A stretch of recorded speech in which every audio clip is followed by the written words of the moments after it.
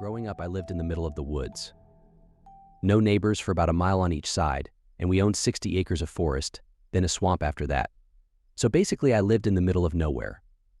One summer, when I was about 14, I was out in the middle of the woods playing with my dog. I'm an only child, and both of my parents were out of town.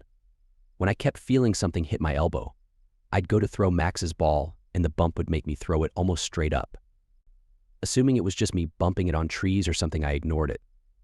After the fourth or fifth time of it happening, I thought, well, this sucks, I'll just go home. Walking back, I felt uneasy, but I knew I was just freaking myself out because we were alone. About an hour later, Max and I are at home on the couch when the garage door opens and he starts barking. I hop up to go let in my mom or dad, even though they were home really early. I peered through the peephole and saw the door was still shut, and no one was in the garage. Quieting Max down, I opened the door slowly and called out for my dad. Nothing. No response at all, so I go out to check the door, and it's still locked. Okay, sure. Weird, but oh well. Max heard it too, so at least I know I'm not crazy. About 20 minutes later, I hear the door open again, and this time Max starts growling like crazy. I quiet him down again, and just assume it's the wind or something making noise, even though by this point my heart is racing. I hear footsteps come up the stairs and think, oh geez, Dad really is home this time, and hop up and run to the door. It starts to jiggle, so I run faster to let him in. I peep through the hole, and even though my hand is loosely around the jiggling handle, there's no one on the other side of the door. Terrified, I go hide on the couch with all the lights on. Max is still growling. About an hour after that, I start to feel a little better, even though I am still terrified. Then I hear the door handle jiggle again. This time it was Max jiggling it. He needed to go outside, and the only way outside is through the garage. Fantastic. I literally sprint with him to the kennel, and as I'm standing in there, I decide to ask this thing questions to make myself feel better, because I knew it wouldn't answer me. Thinking about what to ask it, my eyes are drawn to the huge, heavy oak door on the kennel. It was always open because it was too heavy for me to move easily. I said, okay, ghost, if you're real, you'll shut this heavy door. Nothing. A minute goes by, nothing. Max is still sniffing around. I turn around to yell at him to hurry up, and then from behind me I hear click. I whipped around and saw the giant door had swung shut and latched. Okay, clearly it was just the wind. It wasn't really windy, but it was the wind for sure, had to be. I proceed, okay, ghost, that was the wind. If you're really real, you'll open this massive door back up. Nothing. I relax a bit and then squat down with my head in on my knees, reminiscing about how lame I just was being scared when I hear click-clack. The door was now wide open. Max was done, so we booked it back into the house, locking every door in the house. For the next 4 hours, I would hear the footsteps on the stairs and the door handle jiggling every few minutes, until finally around 11 p.m. my dad walks in and yells at me for wasting electricity. I never told him or my mom about it until about 4 months later, when my dad came in from hunting after dark. He looked shaken, and I asked him what was wrong. He said he aimed at 2 deer, but missed both completely because it felt as if something was hitting his elbow and making him shoot way above the deer. That's when I told him everything.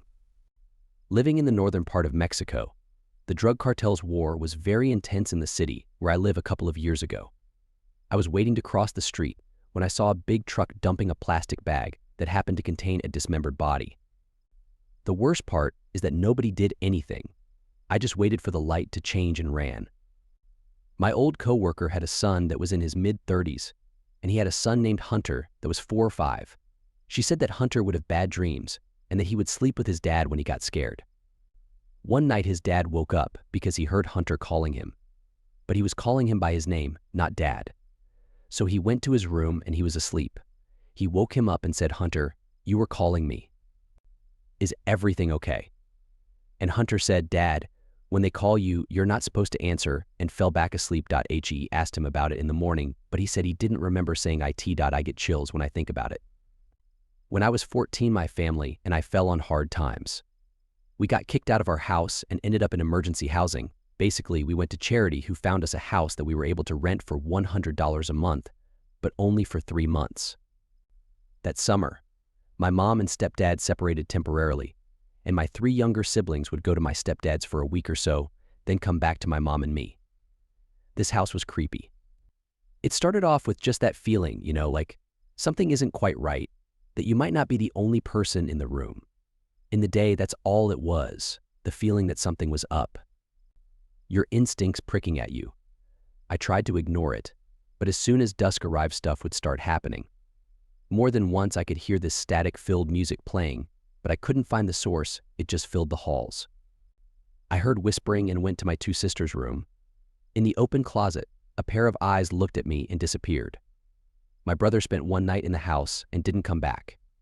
In my room, I could never win.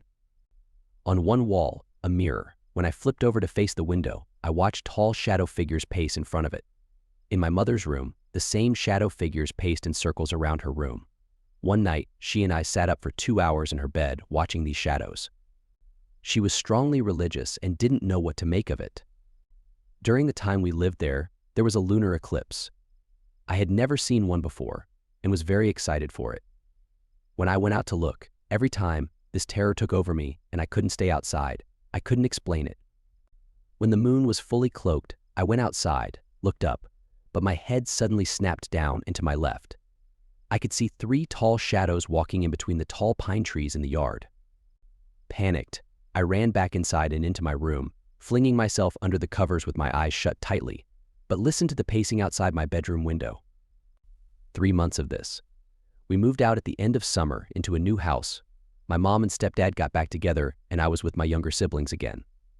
We all agreed the house on Acorn Street was screwed up and still get chills when we drive by it just to see. Up until I was about 8 or so, I lived in a really old house that, since the beginning of time, had been bounced around from relative to relative until eventually my mother had been handed over the keys. It was basically a dump. 2 stories, a collapsed balcony on the 2nd level, mold and mildew all over most of the ceilings, 1 tiny bathroom and the toilet was outside. Overrun was frogs and spiders and whatever other kind of hell spawn the Australian outback would throw at us. I was terrified as a child, scared of basically everything. I'm much better now and have much bigger balls than most of my friends if I do say so myself. Nonetheless, I would probably have to put the blame on this old house of mine. I remember as a child that I would always have the same dream. I'd start in the kitchen. No idea how I got there, of course. It was during the day, probably later in the afternoon.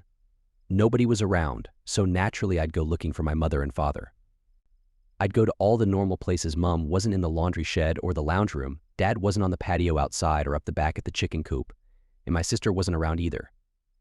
I was starting to get worried, thinking that everyone was gone and they'd left me alone, until I heard a noise above me coming from the 2nd floor, where the bedrooms are.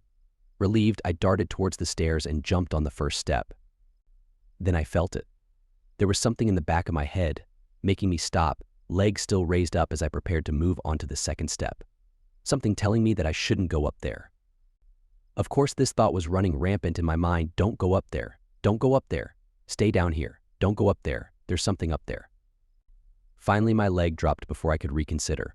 I pushed myself up those stairs, and even though I didn't want to anymore, I couldn't stop myself, only slow down.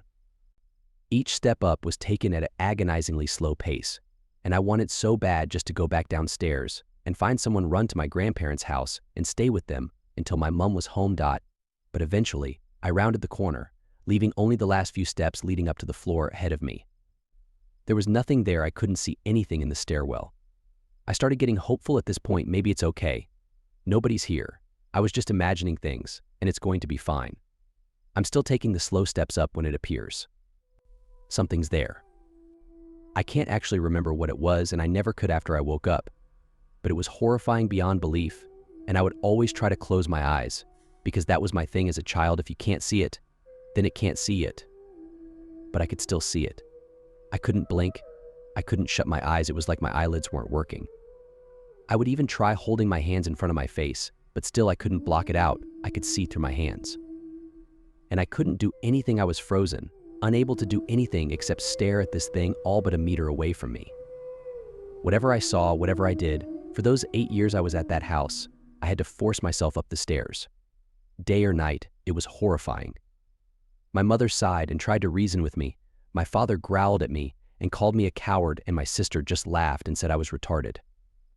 But every time I had to go up those stairs, as soon as I hit the top stairwell, I had to stop and make sure that I could cover my eyes with my hands, or that I could shut my eyes. Of course, it would terrify me most when I'd go to blink and wave my hand in front of my face, and it wouldn't work. and I'd realize I was dreaming.